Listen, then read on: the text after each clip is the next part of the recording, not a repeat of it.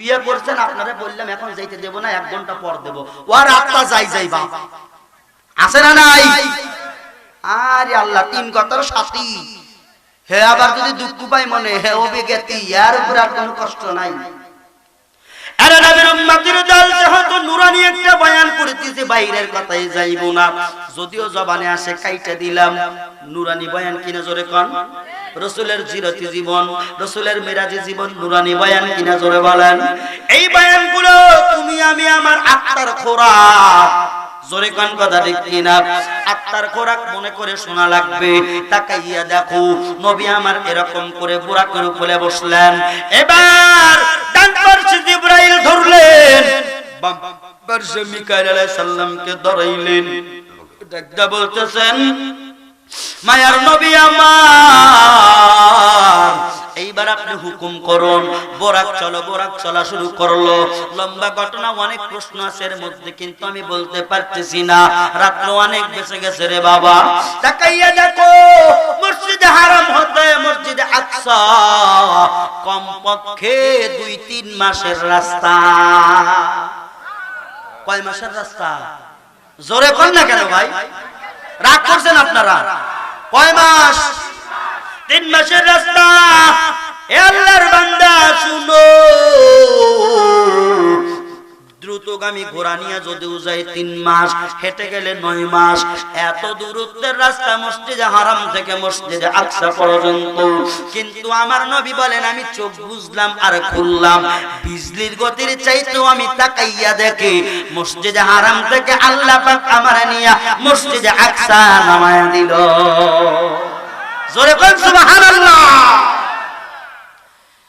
আরে মধুপুরের যুবক রে ভাই আমার বোন মসজিদে আকসায় গিয়া নবী আমার কারিশমা দেখে কেমন কারিশমা বলে এমন কারিশমা দেখতেছেন মসজিদে আকসার মধ্যে গভীর রজনী কিন্তু অনেক মানুষ দিয়া ভরপুর সুবহানাল্লাহ জোরে কোন নবী আমার জিবরাইলকে নিয়ে ওই মসজিদে আকসার মধ্যে ঢুকে দেখেন 1 নয় 2 নয় জিবরাইল আমিন বলেন নবীজি এই মসজিদে আকসার মধ্যে 1,24,000 মতান্তরে কম বেশি হতে পারে দুনিয়ায় আনেওয়ালা যত পয়গম্বর নবী রাসূল আছে এরা আপনার মোলাকাতের জন্য আগ্রহে দাঁড়ায় আছে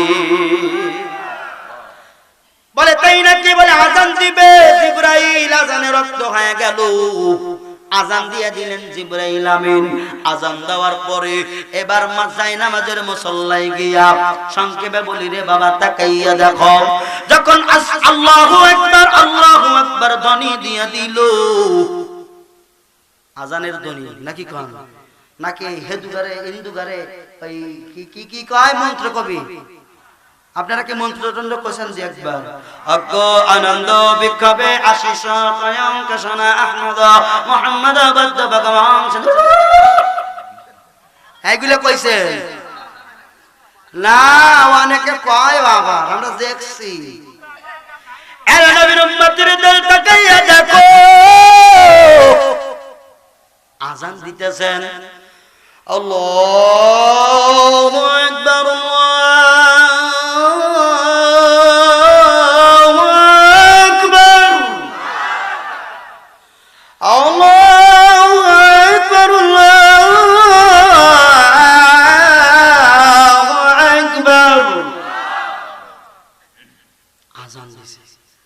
যাই নামাজের মুসল্লায় দাঁড়াইয়া জিবরাইল আমিন ইকামত দিচ্ছেন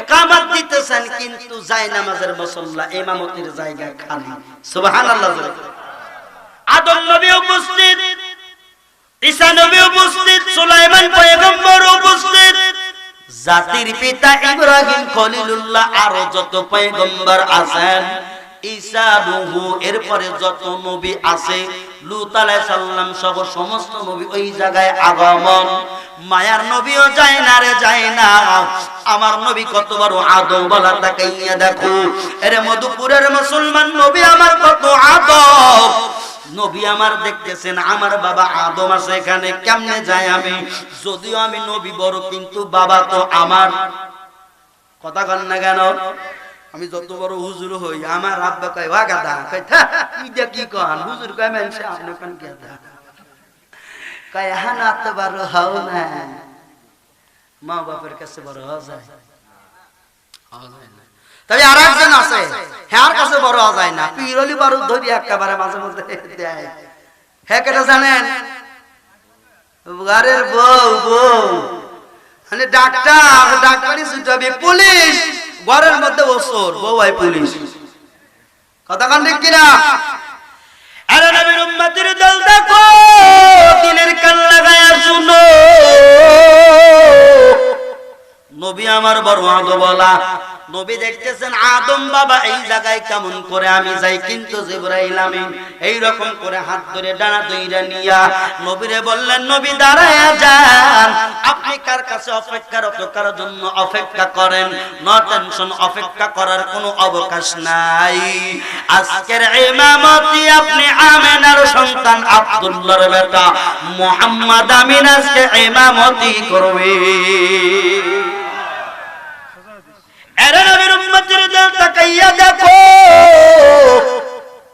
ওই মায়ার নবী ইমামতি করেন নবী আমার ইমামতির দায়িত্বে আছেন সালাম ফিরে দিলেন 2 রাকাত নামাজ পড়িয়া আদম নবী ভাষণ দিলেন আমরা আল্লাহর শুকরিয়া আদায় করতেছি আর শুকরিয়া আদায় করে মুহাম্মদ আমিন রে আমরা কাছে পাইয়া গেছি সুবহানাল্লাহ ঈসা নবী দিলেন নূহ নবী দিলেন এরপরে অনেক পয়গম্বর ছিল তারাও দিলেন ইসমাঈল আলাইহিস সালাম দিলেন আদি পিতা জাতির পিতা ইব্রাহিম খলিল তিনিও দিলেন ও বাবা এখন আবার বাংলাদেশে দেখি আরেকটা জাতির পিতা বাড়াইছে নাম বলবো না তবে ভাই এগুলা ভ্রান্ত আকীদা ভ্রান্ত মতবাদ আমরা মুসলিম আমাদের জাতির পিতা এ দিনে দে তার ভাই কান খায় আলা দিল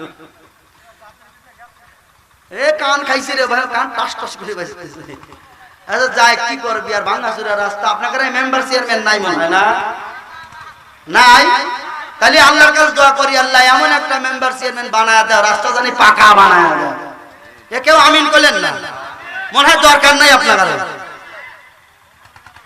এটা জিকিরে দেন লা ইলাহা জরে লা ইলাহা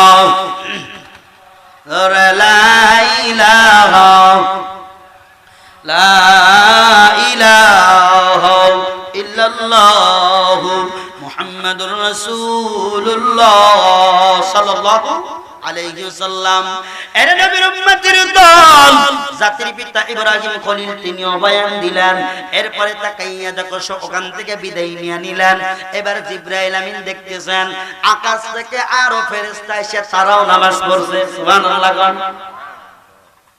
এর নবীর উম্মত জিবরাইল এরকম করে আবার নবীকে বুরাকে বসাইলেন এই জমিন থেকে আমাদের যে আসমান দেখা যায় 500 বছরের দূরত্ব এই দূরত্ব পাড়ি দিয়া মিকাইল বামে আর 70,000 ফেরেশতা এরকম করে বুরাকের পিছনে রওনা দিয়ে দিল আল্লাহর বাড়ি আগমন প্রথম আসমানে গেলেন প্রথম আসমানে গিয়া সালাম আসসালামু আলাইকুম ওয়া আলাইকুমুস সালাম জবাব আসলো মান আনতা তুমি কে জিবরাইল আমিন বলেন আনা জিবরাইল বলে উনি কে বলে হুয়া মুহাম্মদ উনি মুহাম্মদ আমিন বলে অনুমতি আছে নাকি ঢোকার বলে হ্যাঁ পারমিশন নাও আছে জিবরাইল বলতেছেন বলে খোলো আসমানের 2টা দরওয়াজা এই 2টা দরওয়াজায় 2টা নূরের তালা লাগানো জোরে কোন সুবহানাল্লাহ কি লাগানো 2টা নূরের তালা বলে চাবি দাও বলে চাবি আমার কাছে নাই দারওয়ান বলেন প্রথম আসমানের দারওয়ান ও জিবরাইল আমার কাছে চাবি নাই কই চাবি তাহলে কোথায় পাবো নবীর নিয়ে আল্লাহর বাড়ি যাওয়া লাগবে প্রথম গেট প্রথম আসমান বলে চাবি নাই বলে কই ওই দারওয়ান বলে চাবি আমার কাছে নাই আপনার কাছে নাই চাবি আছে মুহাম্মদ আমিনের কাছে সুবহানাল্লাহ বলো হাই রে শুধু মজাই লাগে কি কোন ভাই মায়ার নবী কতই সুন্দর নবী আমার আরে নবীর উম্মতের দিকে তাকাইয়া দেখো বলে চাবি মোহাম্মদ আমিনের হাতেই আছে। মোহাম্মদ আমিন নবী কয় হ্যাঁ বিয়া কই আমার হাতে চাবি। এবার যে ওই ফেরেশতা বলেন দারোয়ান কয় নবী গো আপনি বিসমিল্লাহ বলিয়া নূরের তালায় হাত দেন, আপনার বিসমিল্লাহ হইল নূরের তালার চাবি। এবার নবী আমার দুইটা নূরের তালা হাত দিয়ে বললেন বিসমিল্লাহির রহমানির রহিম। তালা আর তালা নাই, তালা নাই, তালা নাই, তালা খুলে গেল। সুবহানাল্লাহ বলো। তালা যখন খুলে গেলেন এরপরে নবী আমার প্রথম আসমানে যখন গেলেন তাকাইয়া দেখে বাইরে থেকে মনে করেছিল অল্প কিছু লোক হবে, কিন্তু ভিতরে গিয়া দেখে লক্ষ লক্ষ হাজার হাজার মানুষ। মারহাবা কি জোরে বলা যায় না। এত লোকজন বলে এরা লোকজন না, এরা ফেরেশতা। এই ফেরেশতারা অপেক্ষা মানছিল আল্লাহরে আমাদেরকে দুনিয়ায় যাওয়ার কোনো সুযোগ নাই। তোমার নবী দুনিয়ার ময়দানে কত ঘোরাঘুরি করে, কত মানুষ দেখে, আমরা নূরের ফেরেশতা তোমার অবাধ্য হতে পারি না। আমাদেরও মনে চাই যার জন্য আমাদেরকে বানাইলে ওই মায়ার নবীরে আমাদেরকে দেখাও না। সুবহানাল্লাহ কি একবার জোরে বলা যায় না। নবীজিকে দেখলেন আহলান সাহলান মারহাবা সুস্বাগতম জানায় দিলেন, কিন্তু একটু পরেই দেখা গেল একজন এরকম ভাবে আসতেছেন। ওই ব্যক্তিটা হলো আদম আলাইহিস সালাম।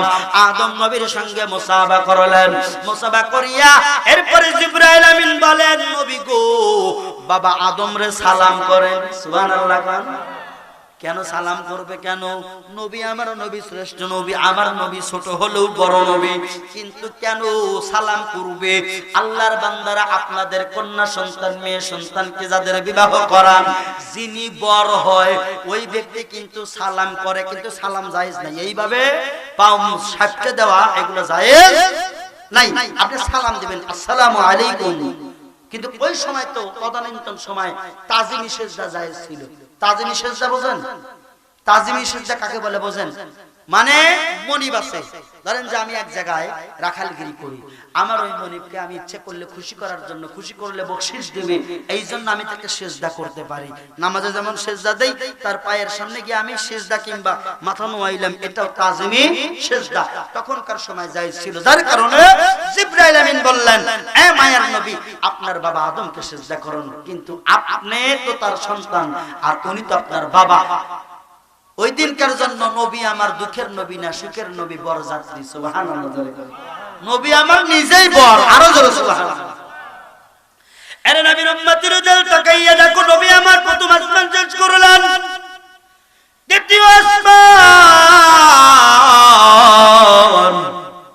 দ্বিতীয় আসমানে গেলেন, দেখা হলো ঈসা আলাইহিস সালামের কাছে। ঈসা নবীর সঙ্গে কথা বললেন। এরপরে গেল তৃতীয় আসমানে হযরত ইউসুফ আলাইহিস সালামের কাছে। সুবহানাল্লাহ বলো। যে ইউসুফকে প্রেম করার জন্য জুলাইখা পাগল, এরপরে তার দাসীরা বলল এর মধ্যে কি পাইলেন আপনি? ও এমন কি সুন্দর যার কারণে আপনি জুলাইখার মানও যাইতেছে, সম্মান যায়। জুলাইখা বললেন দাসীরা শুনো, আমার ইউসুফকে যদি আমার চোখ দিয়া দেখো আমার মতো আর কারো সুন্দর হবে না। পরীক্ষা করার জন্য লাইন করে দুইটা লাইন দাঁড় করাইলেন, এরপরে হাতের মধ্যে আপেল দিলেন, চাকু দিলেন, বললেন তোমরা আমার ইউসুফরে দেখো, আমার ইউসুফরে আমি তোমাদের লাইনের মাঝখান দিয়ে নিয়ে যাব। ইউসুফ নবী যাইতেছে, তদানীন্তন সময়ের মেয়েরা এইরকম করে আঙ্গুর এরকম আপেল কাটতে কাটতে হাত কাইটা রক্ত ভরে। ওই ইউসুফ নবীর চেহারা এত সুন্দর দেইখা বাবা হাতের তালু কাইটা গেল, টের পাইল না। আপনি আমার জান গো নবীজি, আপনি আমার প্রাণ গো নবীজি, আপনি আমার জান। মারহাবা জোরে কন্যা, ও বাপ গুণ ধরছে, গুণ ধরছে, মারহাবা জোরে। আপনি আমার জান গো নবীজি, আপনি আমার প্রাণ গো নবীজি, আপনি আমার জান। নয়নে দেখিলে গো একবার, নয়নে দেখিলে গো একবার, জুড়াইতাম পরাণ গো নবীজি, আপনি আমার জান, আপনি আমার জান গো নবীজি, আপনি আমার প্রাণ গো নবীজি। মারহাবা জোরে কোন। আরে নবীর উম্মতির দল শুনো, মা আয়েশা বলেন ইউসুফ নবীর বিবির কথা মতো ওই মহিলারা হাত কাটছে, ওই মহিলারাই যদি আমার স্বামী মোহাম্মদ নবীরা দেখতো, কলিজা সিরিয়া কাইটা দিত, দ্বিধা করতো না। নবী আমার কত সুন্দর, চাঁদের চাইতে সুন্দর, সুবহানাল্লাহ। আরে নবীর উম্মতের দল ইউসুফ বলে, দোস্ত আমার নবী গো, আমার ভাই। আমার নবী বলেন, ইউসুফ ভাই আমার, তোমার চেহারা কত সুন্দর, যাই হোক অনেক আলাপন হয়েছে, এত কথা বলার সময় নাই। চতুর্থ আসমানে হযরত ইদ্রিস। আপনারা কি জানেন আল্লাহ পাক এই দুনিয়ায়, আল্লাহ পাক দেখেন কোরআনুল কারীমের মধ্যে বলছেন, কুল্লু নাফসিন যায়িকাতুল মাউত,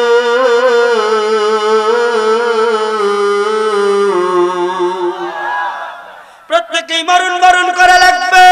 মরণ প্রসঙ্গে আমি প্রথমেই কথা বলেছি, জোরে কোন ঠিক কিনা? কিন্তু বাজান মরণ সবাই করবে, আল্লাহ কয় আমি এটাও পারি, মরণ না দিয়া ডাইরেক্ট জান্নাতের ময়দানে পাঠাইতে পারি, সুবহানাল্লাহ। সেই ব্যক্তি কি আপনারা জানেন? ইদ্রিস আলাইহিস সালাম, সুবহানাল্লাহ। এই ইদ্রিস আলাইহিস সালাম চতুর্থ আসমানে আছে। কোন আসমানে? নবী গেলেন তো, আর কয় নবী গো আমি ইদ্রিস। বলে হ্যাঁ আপনি তো ইদ্রিস, আল্লাহ আপনার কপাল কত সুন্দর করেছেন, মানুষ মারা গেলে জান্নাত কিংবা জাহান্নামে যাবে, আর আপনি না মরিয়াই জান্নাতে যাবেন, সুবহানাল্লাহ। নবী গো আপনি কথা বলেছেন সত্য, কিন্তু আমারে জান্নাতে আজ পর্যন্ত ঢুকতে দেয় নাই। নবী আমার কয় কেন দেয় নাই? বলে ইদ্রিস নবী গো কেন ঢুকতে দিল না?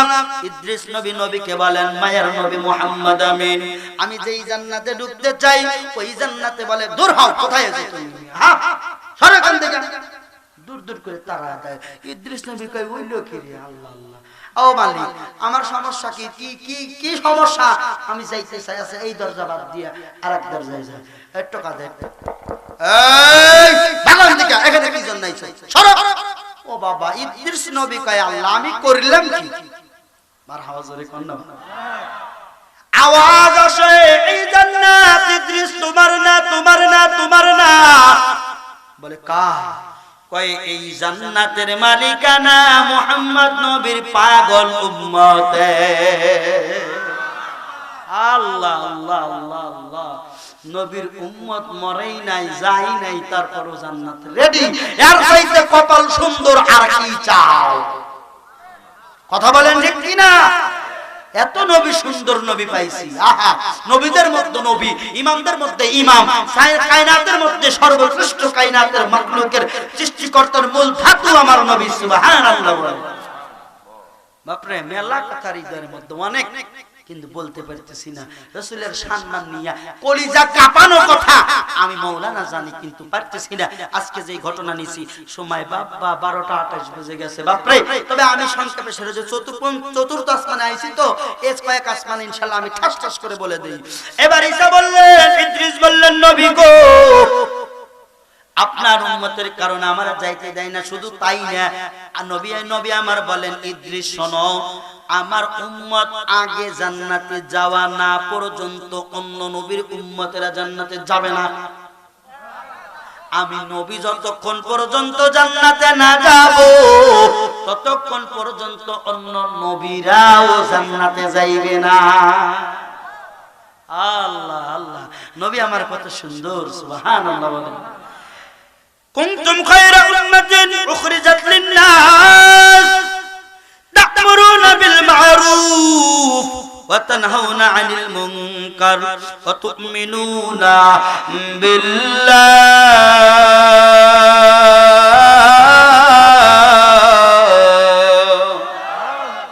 আরে নবীর উম্মতের দল, আল্লাহ বলেন তোমাদেরকে সর্বশ্রেষ্ঠ করে আমি আল্লাহ রাব্বুল আলামিন সৃষ্টি করেছি এবং তোমরা মানুষকে ভালো কাজের আদেশ করো, অসৎ কাজের নিষেধ করো, আর আল্লাহর প্রতি তুমিনুনা বিল্লাহ, আর আল্লাহর প্রতি ঈমান আনো।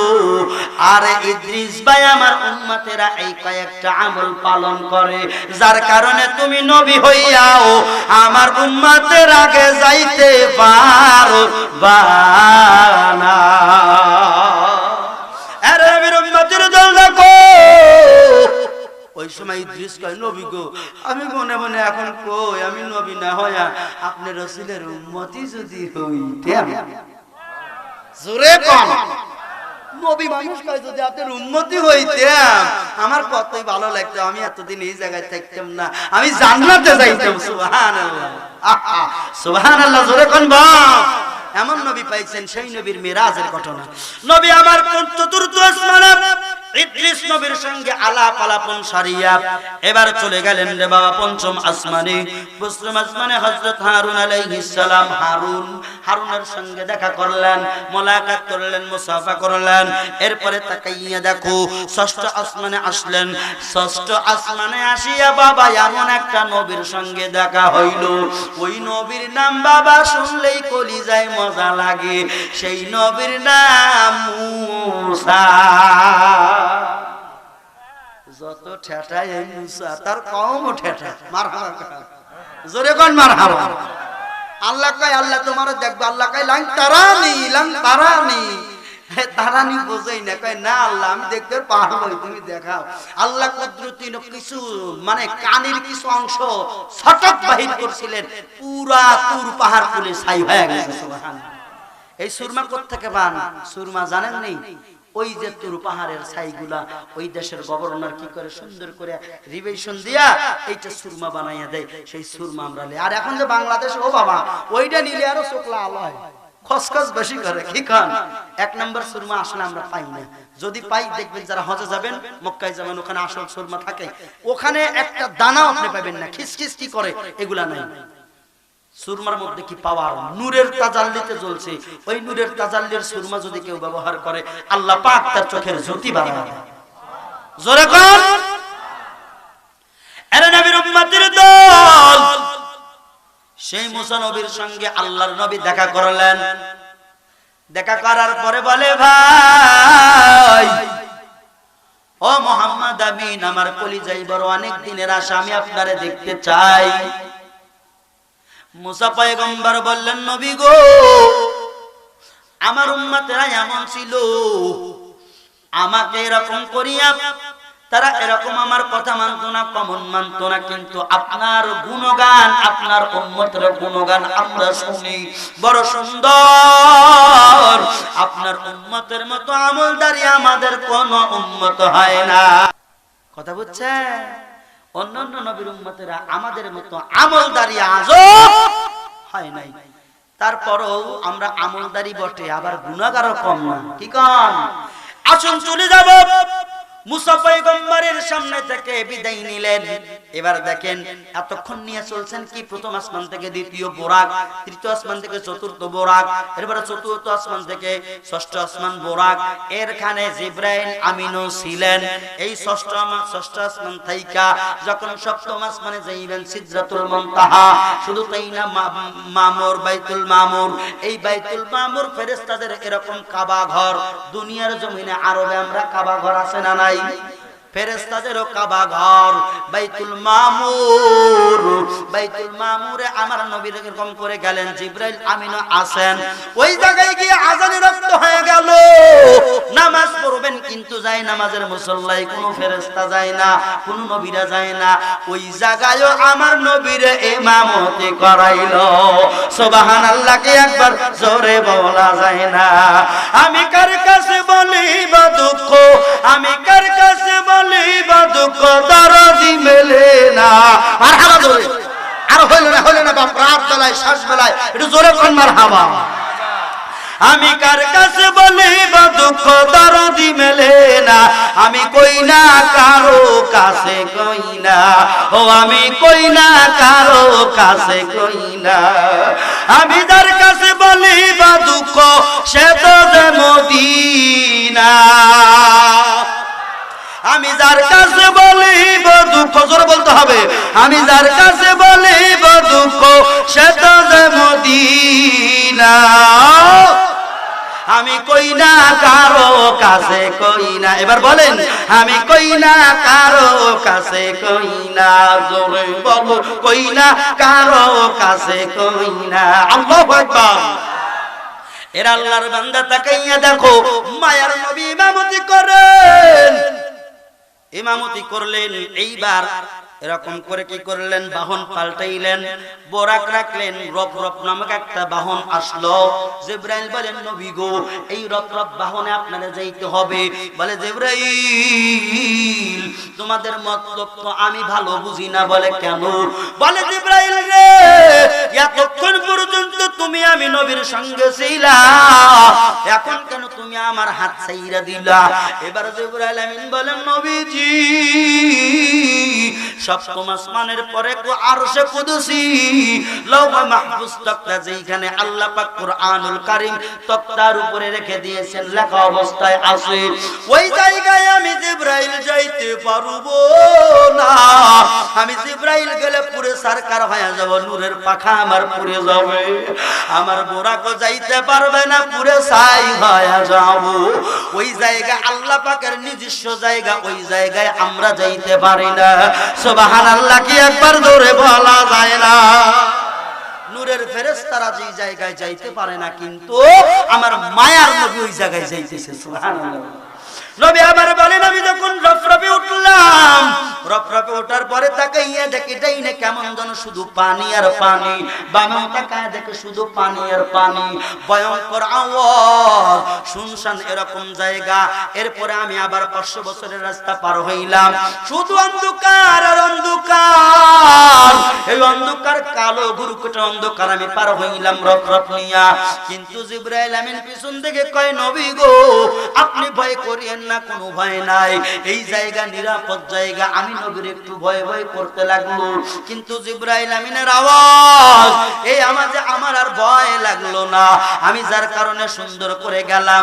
হঠাৎ করে তাকাইয়া দেখি 4 জন ফেরেশতা আল্লাহ পাকের আরশে কুরসি কাঁধে নিয়ে দাঁড়ানো মান অবস্থায় আছে। সুবহানাল্লাহ বলো। ওই পাও দুইটা জমিনে, 7 আসমান ভেদ করে, 7 জমিন ভেদ করে দুনিয়ায়। সুবহানাল্লাহ গান। কাদের উপরে আল্লাহ পাকের কুদরতি আসন, চেয়ার কুরসি, ওয়াসিয়া কুরসিয়ুহুস সামাওয়াতি ওয়াল আরদ। সুবহানাল্লাহ গান। আরো জোরে কোন সুবহানাল্লাহ। মুখ টুক লাগিয়ে গেছে মনে হয়, তাই না? যে হুজুর খালি ঘন ঘন সুবহানাল্লাহ বলে না, আমি মাইক দিয়ে আপনারা খালি মুখে দেই কারা পারা, জোরে কোন সুবহানাল্লাহ। আমি তো জোরে পারছি, মাইক আমার মারহাবা জোরে। এরে নবীর উম্মতের দল তাকাইয়া দেখো, আমার নবী রফরফ নিয়ে যখন গেলেন, আল্লাহ পাকের কুদরতি পর্দার মধ্যে অবতরণ করলেন। আল্লাহ পাক বলে, দোস্ত আমার, আহলান সাহলান মারহাবা। জোরে জোরে সুবহানাল্লাহ কি বলা যায় না? আল্লাহ এবং নবীর সঙ্গে কথোপকথন, প্রেম আলাপ মধুময়, এত ভালোবাসার বন্ধু। আল্লাহ বলেন, বন্ধুরে তোমারে আমি কম কান্দাই নাই, দুনিয়ায় কত কান্না করাইছি, তোমার এতিম বানাইছি, তোমার মা কাইরা নিছি, তোমার বাবা কাইরা নিছি, তোমার দাদার কাছে ছিল দাদারেও কাইরা নিলাম, হালিমার কাছে ছিল হালিমার থেকেও সিনাই আনলাম। মায়ার নবী গো, তুমি মুহাম্মদ রে আমি এত যুদ্ধের ময়দানে সেনাপতি বানাই 27টা যুদ্ধে, তুমি আর তোমারে খাইলা, লোহার করা তোমার মাথার মধ্যে ঢুকে গেল, তোমার দাঁতগুলো ভেঙে গেল, তোমার পাগল হইল অয়েজেল করনি, অয়েজ করুনি তোমার দাঁত ভাঙা দেখিয়ে তোমার তার দাঁত ভেঙে দিল। তোমার পাগল ছিল বেলাল, যেই বেলালের আওয়াজ তুমি জান্নাতের মধ্যে দেখতে পাইলা। এর তাকাইয়া দেখো আল্লাহর বান্দারা, শোনো, আল্লাহ বলেন নবী গো, আমি তোমারে এমন একটা দিন নাই তোমারে আমি কষ্ট করাই নেই গো নবী, আজকে সমস্ত কষ্ট বলিয়া যান। আপনি বলেন আপনি আমার কাছে কি চান, আমি আল্লাহ দিতে প্রস্তুত। সূরা কোন সুবহানাল্লাহ। এরা নবীর উম্মতের দল শেষ করে দিব। এবার কি করলেন তাকাইয়া দেখো, আল্লাহর নবী বলেন মালিক গো, আত্তাহিয়াতু লিল্লাহি ওয়াস সালাওয়াতু আল্লাহু আকবার। এই প্রশংসা যখন করলেন আমার আল্লাহ পাক বলেন আসসালামু আলাইকা ইয়া আইয়ুহান নাবিয়্যু, সুবহানাল্লাহ বলেন না। যাই হোক আদান প্রদান হয়ে গেল, সংক্ষেপে বলে দিব। এবার বলেন নবী গো, আমি আল্লাহ আপনি নবীরে 50 ওয়াক্ত আমি আপনার উম্মত হওয়ার আগে, মানুষ বানানোর আগে আমি 50 ওয়াক্ত নামাজ আপনার উম্মতের জন্য আমি বাজেট করেছি। এই 50 ওয়াক্ত নামাজ নিয়ে যান, আমি আল্লাহ আপনারে হাদিয়া দিলাম। সুবহানাল্লাহ জোরে বলেন। আমরা এখন কয় ওয়াক্ত পড়ি? কয় ওয়াক্ত? 5 ওয়াক্ত পড়েন তো? ফজরে ওঠেন তো না বৌমার কাছ থেকে উঠতেই চান না? হ্যাঁ হায় রে শীতের শীত, কনকনা শীত। ও ভাই আমি সত্যি কথা বলি, আমার মসজিদ আমার বাড়ি থেকে 5 মাইল দূরে, কিলো দূরে, 5 কিলো। তাই বলেন এই যে শীত কনকনা বাতাস বয়, মাহফিল করে এত রাত্রিতে বাড়ি যাই, একটু ঘুমাই কি না ঘুমাই, এক ওয়াক্ত যদি মসজিদে না যাই, ওরে বাবা ইমামের মাথায় বাড়ি। ইমাম কত কষ্ট করলো, ইমামের কে দুঃখ বোঝে না, খালি বোঝে অবস্থিত হয় নাই। এক একজনের সাইজ কি, মানে বানরের স্বভাব। কতক্ষণ না এই যখন বানরের স্বভাব আছে না নাই? কিছু মসজিদ কমিটি আছে বানরের চাইতেও খারাপ, ইমামের সাথে অসাধারণ করে সব সময়। এখন কথা যদি কারো গায়ে লাগে, আমার কিছু করার আছে? তোমার গায়ে লাগবে না, তুমি বানর, না লাগলে আলহামদুলিল্লাহ তুমি মানুষ। লা হাওলা ওয়ালা কুওয়াতা কাইসা বাশার হায়, লা হাওলা ওয়ালা কুওয়াতা কাইসা বাশার হায়, সূরাত বুজিনা মাগার দম তো নেহি হায়, সূরাত বুজিনা মাগার দম তো নেহি হায়। মারহাবা কি জোরে বলা।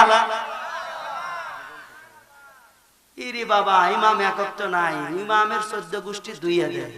এ ভাই ইমামে কি এত তোমার মাথা ব্যথা কে ভাই? তুমি কয় টাকা বেতন দাও? মাসে 100 200, তোমার 200 টাকা দিয়া ইমাম সাহেবের এদের টিস্যু কেনার টাকা হয় না। মিয়া তুমি জানো না রাসূল যেই মসজিদে নামাজ পড়ায় ওই মসজিদের শাখা আমাদের মসজিদগুলা, রাসূল যেই জায়গায় দাঁড়ায় ওই জায়গায় উলামায়ে কেরাম ইমাম দাঁড়ায়, ওই ইমাম নবীর ওয়ারিস। সেই ওয়ারিসের সাথে তুমি বেয়াদবি করো। আল্লাহর নবী বলেন কোন ব্যক্তি যদি কোন আলেমের সঙ্গে খানা খায়, আমি নবীর সঙ্গে খালা খাইলো, আর তুমি মনে হয় গালাগালি করলে ফস্তাফস্তি করলে নবীর সঙ্গে হবে না। না কথা বোঝেন না আমার? আল্লাহর নবী বলেন কেউ যদি আলেমের সঙ্গে খানা খায়, সে আমি নবীর সঙ্গে খাইলো। এখন আপনি ঠাস করে গালি দিলেন, তাহলে এটা কি নবীর লাগলো না? এখন কয় হুজুর বুঝি আমরা সব হুজুর হুজুর না, তা আমি বুঝি তুমি যে বিচারপতি, সব বিচারপতি পতি নেই। কথা বল না কে? ওলামায়ে কেরাম জবাব দেওয়া শিখেছে। আর যদি 8টা বার করুম ইমামের উপরে টর্চার হয়, মানহানি কোনো কথা হয়, বাংলার মুসলমান সচেতন হয়ে গেছে, স্বৈরাচারী দূর হয়ে গেছে, ফাঁকা মাঠ পাইছে, সুরবি সুরবি সুরবি। কথা কয় না কারি। ইমামের পক্ষে থাকলে আপনাদের লাভ না লস? লাভ বুঝা মাঝে মধ্যে আপনার সামনে সভাপতি ধমক দেয়, কথা কন লাগে, আল্লাহর দরবারে কিন্তু মামলা হয়, আপনি জানেন? আরে ইমাম সাহেব হত্যি কথা গান ভালোবাসো তো, ইমাম দেখছেন না কলেও বিপদ। এরা নবীর উম্মতের দল তাকাইয়া দেখো, 50 ওয়াক্ত নামাজ নিয়ে নবী আমার খুশি হইয়া আসলেন। এই যে ষষ্ঠ আসমানে একজন লোক আছে, একজন নবী আছে, এ দুনিয়ার ঠাটার পেছুত। সুবহানাল্লাহ না পেছুত না, এটা বাবা শব্দ ভুল ধরা ধরছে। বলতে আল্লাহর নবী মুসা পয়গম্বর একটা রসিকতার ছিলেন। এইবার ঠিক হলো কি কান, এটা রসিকতার ছিলেন। ওই রসিকতার নবী বলতেছেন বন্ধু মুহাম্মদ আমিন এত মন খুশি কেন? বলে আল্লাহ আমারে হাদিয়া দিয়েছে। কই কি? কই 50 ওয়াক্ত নামাজ। কই তাই আবার? কই তা কাউকে তাই আবার? কই আমার যে উম্মত দুনিয়ার ঠাটা সব বনেছে, ওই সব বনেছে করে 2 ওয়াক্ত না 3 ওয়াক্ত নামাজ দিছিলাম, এক ওয়াক্তও পড়ে না।